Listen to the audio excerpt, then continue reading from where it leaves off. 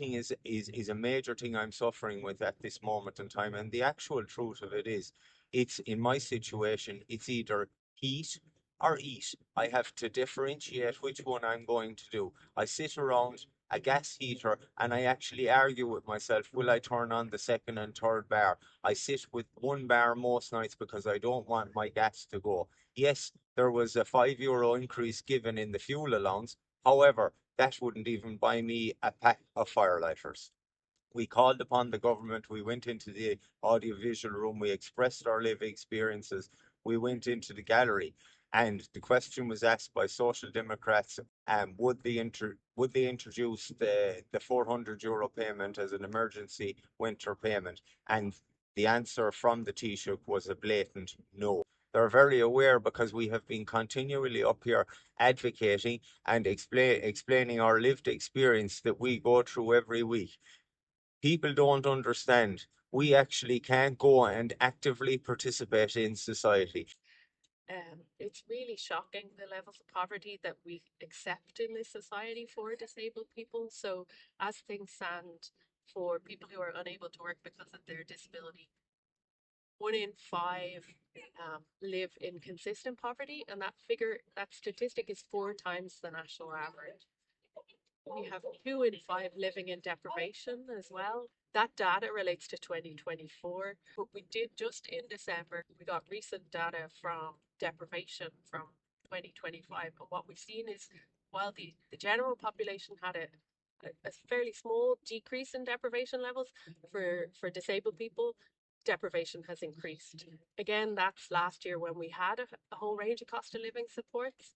I think it's really important to say that the disability movement has been raising the issue of cost of disability for decades. The government established a precedent by providing 3 years of cost of disability supports through the one-off grant of €400, and it's startlingly cruel to cut that grant, claiming that one-off measures are unsustainable, with promises of potentially having a cost of disability payment in 2027.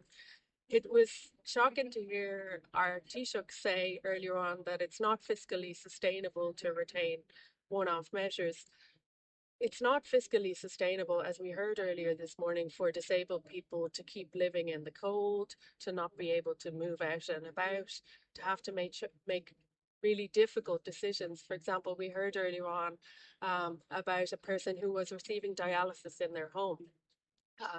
And they have now switched back to going into the hospital to get that dialysis because they simply can't afford the electricity costs. We have substantial amount of money available to the government. We're talking about a small measure this year to bridge the gap that they have created by pulling all of these supports away from disabled people without having any permanent measures in place.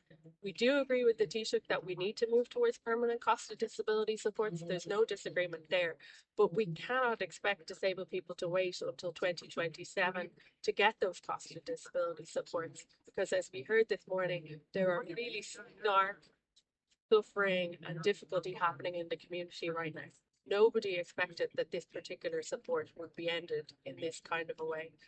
Um, the Taoiseach mentioned the ESRI, like I say, both the ESRI and the Parliamentary Budget Office in their analysis of this budget, which the Taoiseach says protected the most vulnerable, they both say the poverty is going to increase and that disabled people's incomes are particularly badly impacted by this.